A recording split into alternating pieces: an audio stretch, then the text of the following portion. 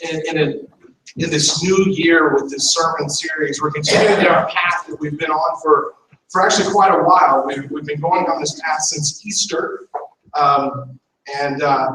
Basically, as you look across the sanctuary here, you'll see some posters on both sides. And last Easter, 2014, we began this journey of talking about what it is that we are called to be. What is it that we are called to do? And how is it that we're called to live? And so in that, we're looking at we actually started right here with what says the good news. And we talked about what God has done for us.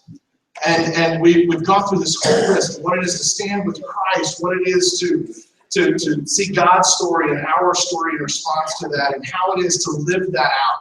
And so we're looking at rooting our faith, and we're talking about all different kinds of things. And that we called that our Trust God year. These are kind of the basics of Christianity and the basics of Pendleton Community Church of God, and that's kind of who we are. And then all of this year we've talked about how do we take that from the Trust God phase into learning how to live like Jesus. And so we started the year by looking at the miracles in the book of John, and we talked about what that was like. We looked at the disciples and how their lives were changed from the time that they first met Jesus till the time that most of them were killed. And then we've looked at people in the New Testament and Old Testament both who came face to face with God. And so in this year, we're actually backing up specifically to the Old Testament. We're kind of working our way towards the New Testament. And so last week, we started with Adam and Eve. And we talked about how for them, it wasn't an apple problem in their life, but it was an appetite problem in their life. It wasn't the apple that made things bad, but it was their desire for that. And the following through on that desire, giving into temptation, that was the problem that seemed to exist in that process. And so the consequence of their sin, not that God was going, you're cursed, is that you must go. We talked about the original understanding of what the Hebrews saw the word curse. And the definition for that is it is not the consequence of passion or revenge, but it is a prediction of how life is to change. And so we have that understanding. And so now, after Adam and Eve have left the garden and they are now out into the world, we now see their sons, Cain and Abel. And so we're going to look at that this morning. And one of the things that I want to talk about in that is this understanding that there are different translations of the Bible, and many of you know that. But I wanted to kind of give you an understanding of what you're reading and how that lines up with the actual original Hebrew text. And so I know that this is difficult. This is a little difficult to see. It's kind of washed out, but many of you read the NIV. It's what we have as our Pew Bible. The NIV hits right here in dead center. The phraseology here is this is word for word. And so if you looked at the original Hebrew word and you did your very best to translate it to what it means in English, that's your word-for-word translation. Your thought-for-thought translation, which is where the NIV lands, is basically the readers, the original translators, taking it in the Hebrew and they're going, okay, while word-for-word is sometimes really, really difficult to understand, let's get this idea, this thought pattern. And so we're going to give you a thought-for-thought translation. And then a lot of us, and me included, I love the Message, written by Eugene Peterson, which is a paraphrase of Scripture. And that is the far right. And actually, you see the Message shows up here, and it's almost off the chart because it's over there. And basically what that is it's a scholar like Eugene Peterson who reads the Bible and goes, okay, conceptually, some things are very difficult. Word-wise, some things are very difficult. And so I'm going to paraphrase, and I'm going to take larger segments of the Bible, and I'm going to rewrite them so that the full thought comes across, but it's not going to read like it was written in 1000 BC or at the turn of Jesus' day at 0, or even like the King James that was written in the 1600s, 1500s. We're going to use modern English. We're going to do that kind of stuff. Now, if you're interested, here's the King James Version right here. Way more closely associated word for word. But if you want to get literal, the interlinear, which is right here. And often this is what I use. I had a picture that was taken of an interlinear, but it completely washed out. But I didn't think you could read the Hebrew anyway.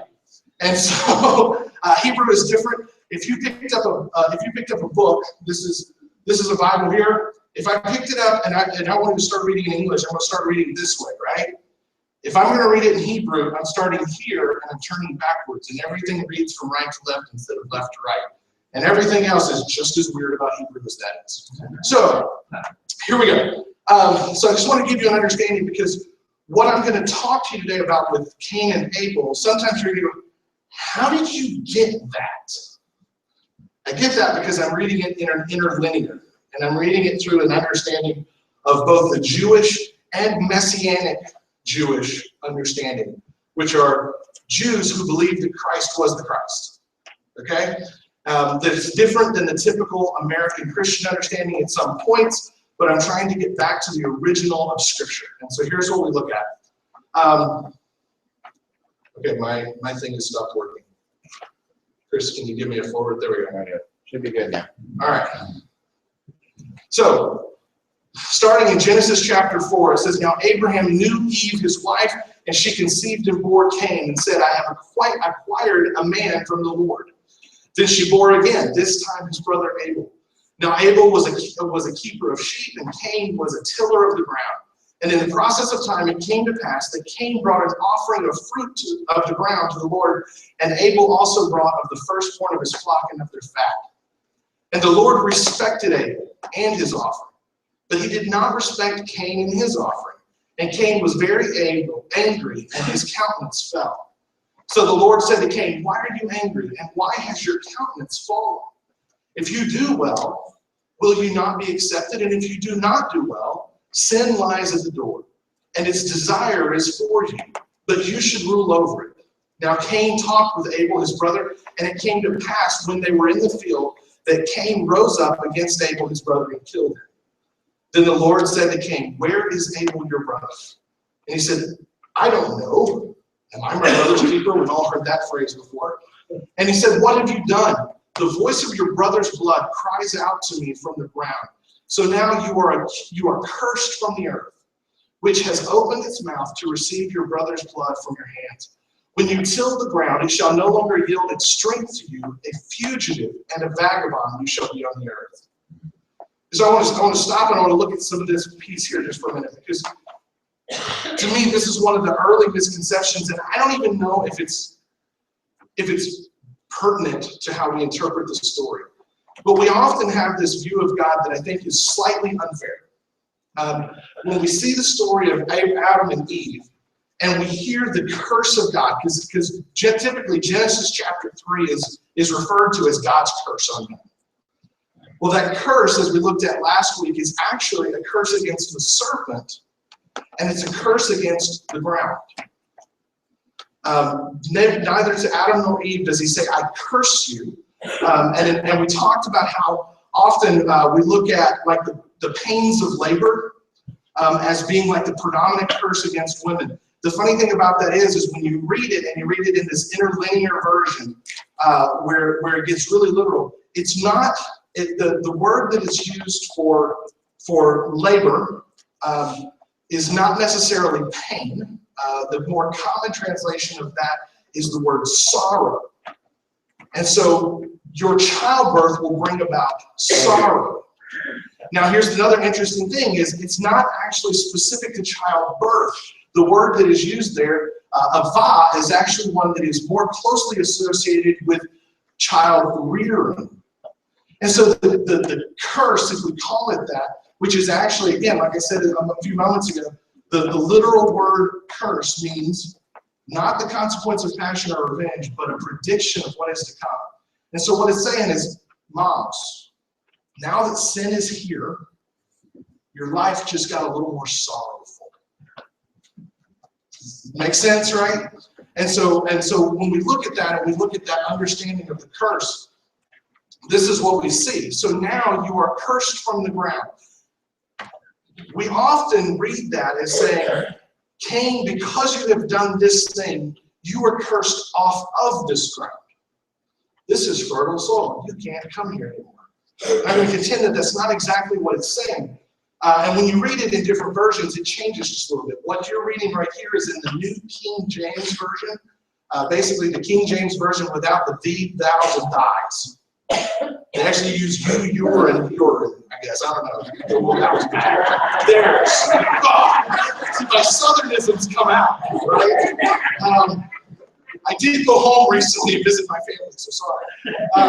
So anyway, the new International Version, which is what we have here and many of you use, I'm going to totally move off of that topic.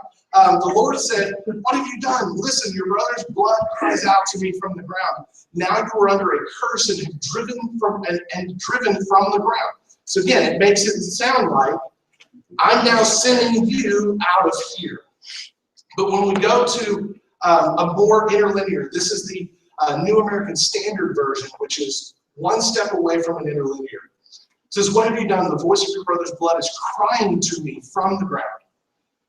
You now you are cursed from this ground. And the possessive of from is ground. And so it actually, a better translation is by this ground. This ground is what is cursing you. Because it has opened up to receive your brother's blood from your hands. When you cultivate the ground, and this is something that's interesting to me, it will no longer yield its strength to you. And so you will now be a vagrant and a wanderer on this earth. And so I look at that and I have to go, wow, it gets really specific here in talking about the ground's strength. So what I want to talk about for a moment is what is it? Then what does it mean to be a wanderer? Because what happens is in verse 18, it says that Cain now leaves the land that God has them in, and he goes to the land of Nod, which is spelled capital N-O-D. Now we read that and we assume that it is the title of a city to which he is going. It is not. Nod literally means the place of wandering. And so when Cain leaves, he leaves where God is protecting him to go into the land of wandering. And to me, this is where the scripture comes alive for you and I.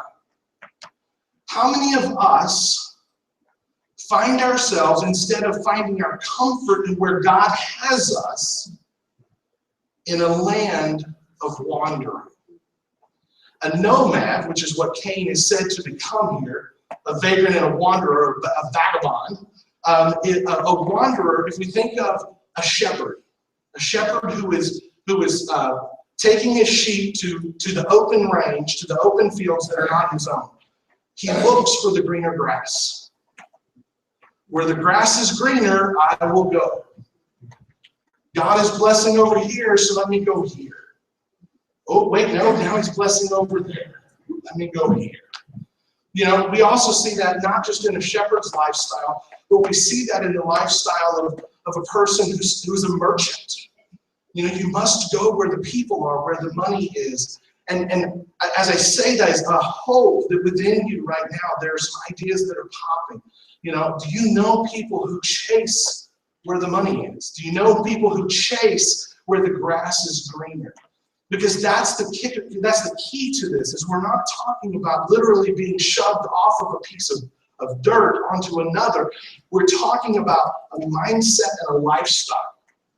Cain has gone from this place because of this horrendous act that he has done. He is being made into a person who is out there looking for the blessing of God instead of standing back and waiting for the blessing of God. So let's keep moving. And Cain said to the Lord, my punishment is greater than I can bear. Surely you have driven me out this day from the face of the ground. Does God say you must leave? God never says that. Cain's interpretation is, you're kicking me out. I shall be hidden from your face. I shall be a fugitive and a vagabond on the earth, and it will happen that anyone who finds me will kill me. Here's God's response. And the Lord said to him, therefore, all right, you think that's your worst fear.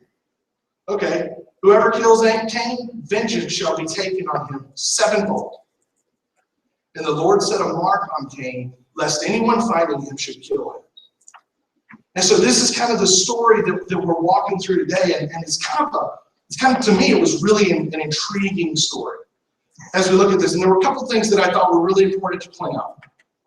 Back in chapter 4, verse 5, that he did not respect Cain and his offering, and Cain was very angry and his countenance fell. Now this story took me to another one in the New Testament. Because the question for me is, why did he reject Cain's offering? Was it because what he had to give wasn't enough? And I don't think so. Or was it the heart from which he gave? And so this is the New Testament story. It's called the widow's two mites. In Mark 12, it also appears in Luke chapter 22, but it says, now Jesus sat opposite of the treasury and saw how the people put money into the treasury, and many who were rich put in much. Then one poor widow came and threw in 2 mites, which makes a quadrans. So he called his disciples to himself and said to them, assuredly, I say to you that this poor widow has put in more than all of those who have given to the treasury. For they all put in out of their abundance, but she, out of her poverty, put in all that she had, her whole livelihood. So I think we often, as Christians, we kind of stand in the New Testament because that's the easier one to understand. We're talking about Jesus who talks directly to us, but we have to understand that Jesus was not a Christian. He was Christ. Christian is originally a Roman slang that made fun of those who followed Christ. Jesus was a Jew, and he was a rabbi. And so sometimes we need to dive into what his past was to look at that. Jesus, who was a Jew and a rabbi, says it ain't about the amount that you give. It's about the heart from which you give. And so this is not just a statement about money. We don't all have money to give. The woman had 2 pennies in her pocket. And that's what she gave. But she gave it with the trust that if I give God my everything, God will take care of me. And so I encourage us all to think about life from that perspective. It's not about whether you have money to put in these baskets or not. I don't care. And if you came here this morning and you gave and you think, I gave because I felt guilty, then after the service, I want you to catch me. I want you to take back out what you put. Because that's not the heart that God is looking for. Right? God is wanting you to give because you are appreciative and because you love. And I would rather this church go broke than to have money out of compulsion by people. Because we are here to help people, not to take from. God is here to help, not to take from you. You know, I mentioned here, we started off with the good news. We started the whole series back last April, 2 years ago now, on that topic because for the most part, and many of you can identify with this, I grew up with a very negative understanding of the good news. And many of you have heard this before, but basically this was the good news that I grew up with. High trade, just wanted to let you know you're a sinner, you're going to hell. Unless you ask Jesus into your heart, and then you can spend eternity in heaven saying thank you. Well, nothing about that sounds good, because it's not the whole story. The story starts with God and it ends with God, not with us. God created you to love you, and he loves you just because he created you. And that's the story of Adam and Eve. And if you take and read the first 2 Bibles, Genesis 1 and 2, and you read the last 2 pages of the Bible in Revelation 20 and 21, you will see the fact that God begins and ends with us spending all of our free time with him. That's all he ever wanted out of us. He wanted our love, our heart, our dedication. You're not here today because he wants your money. You're here today because he wants your heart. And so that's the story of Cain and Abel. He is not putting a judgment on Cain because of what he brought. His not respecting what Cain brought starts because it actually says he didn't respect Cain. So what's going on in Cain's life? And why is it that the ground responds in the way it does? And I don't have answers for these questions, but these are the questions that are driving me. The reality is I believe Cain's downfall was the fact that he walked around town going, hey, look at my amazing crop.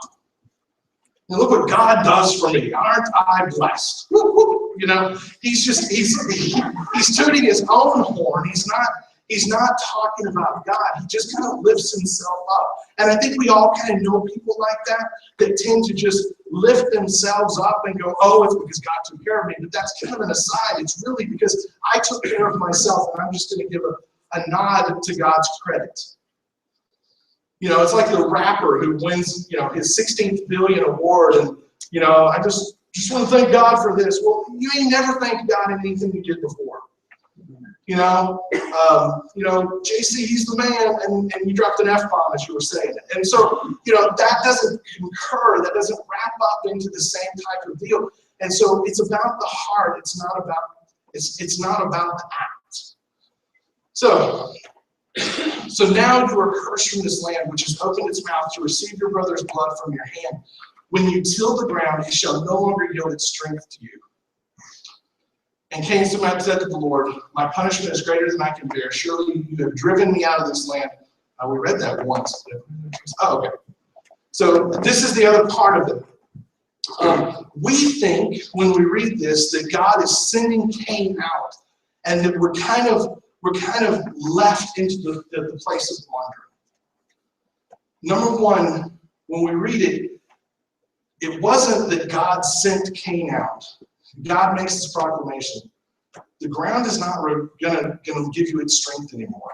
So you're going to be left kind of this vagabond, this wanderer. And so we think that often God has sent this out there, and he's done this deal where now Cain is out there, and God is just kind of standing back because we see this for whatever reason. We kind of impose our own views on this, that God is kind of standing at the edge of whatever garden Cain had been tilling, and he's just kind of standing there going, you can't come back. Your punishment is out there. Punishment is out there. But I would say there's another New Testament story that reads into this for us to tell us what God's true nature is.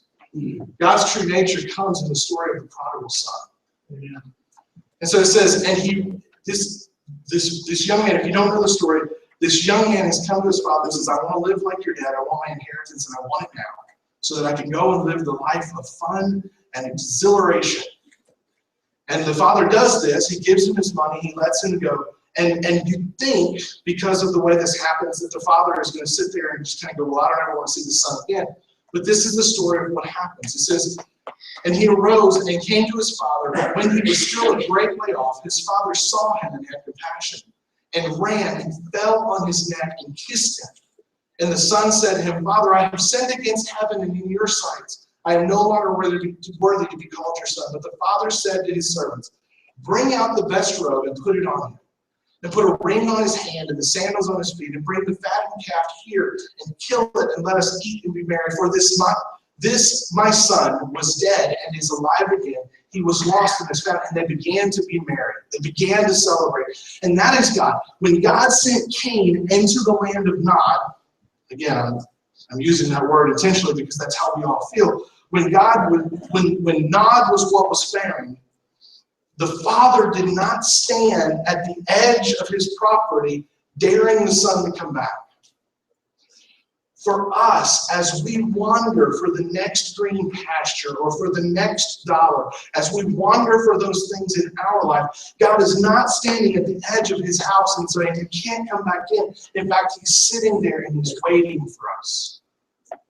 And just like the story of the prodigal son, had Cain ever chose to come back, God would have run out to greet him and meet him. And for you and I, that means as we're out in this land of wandering, as we are out seeking whatever it is that makes us feel better or that holds whatever values we have, at the edge of that field is God standing and waiting for you and I.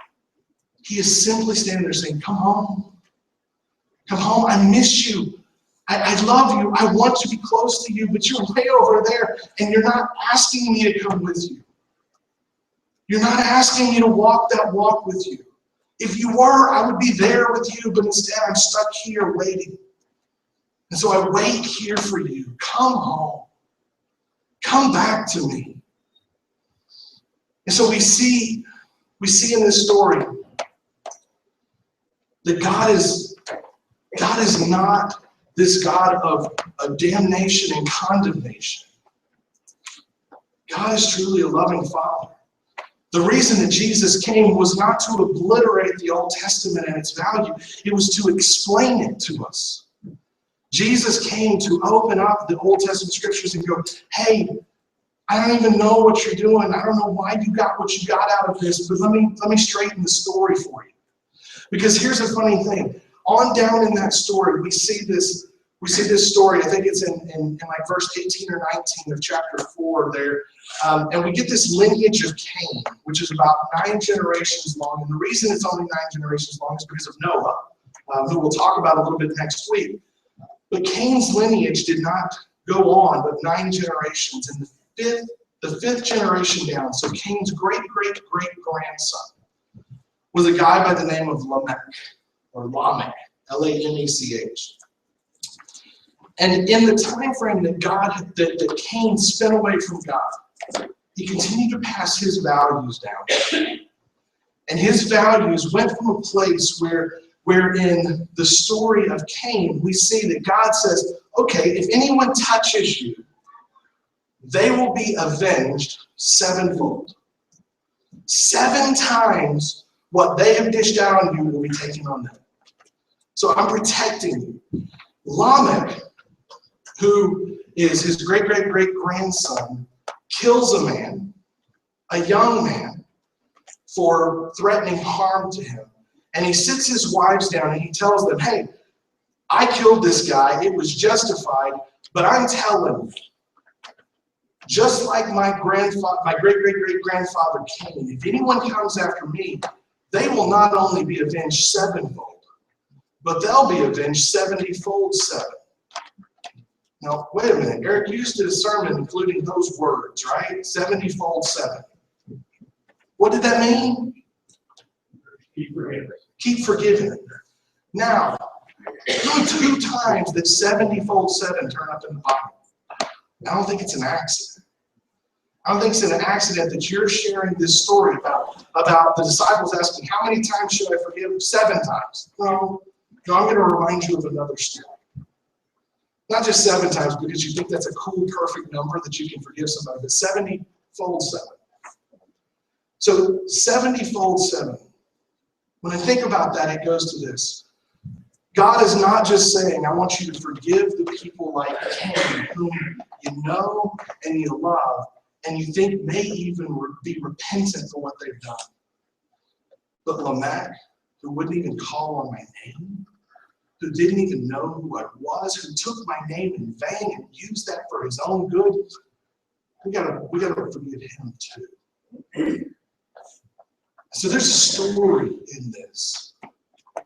We are called to this life of forgiveness, and forgiveness is not easy. Forgiveness does not, in my opinion, happen just one time. There are people in my life that I have to wake up every morning and choose to forgive. And there are people who I have to remind myself, oh yeah, I did forgive. Dang it. There are things in our lives, let's just be honest about those things. But what God is calling us to is going, forgiveness needs to be second nature in our lives. Because forgiveness is second nature in God's life. In fact, it's first nature for him. And so this morning, Ryan and the worship team, they're going to come back up, and we've got some songs that are going to take us and lead us out of here. But what I want to invite you to this morning is, as always, our altars are open. And if this morning God is weighing heavy on your heart for something in your life specifically, if you need some alone time with him, just time to talk with him. Nobody will bother you. Nobody will come until you sit over here at these altars, or you sit on these seats up here. Nobody's going to bother you. But if you want someone to come next to you and pray with you and carry that prayer with them for the week, over here someone will meet you. On these chairs, somebody will meet you. And you can talk and you can pray and you can come together. But God's response is today, are you wandering in any part of your life? Are you wandering in anything? Is there something that you're chasing above and beyond him? Are you chasing his approval? Because he's already given you that. Are you chasing the approval of a parent or a child? Are you chasing the approval of a boss or a coworker? Are you chasing the next dollar? Are you chasing whatever it is that you find yourself chasing? God's telling you, come home. You don't need all that stuff to feel better about yourself. You are wonderfully and perfectly made. You are my child. And I will mark you so that no one else can hurt you.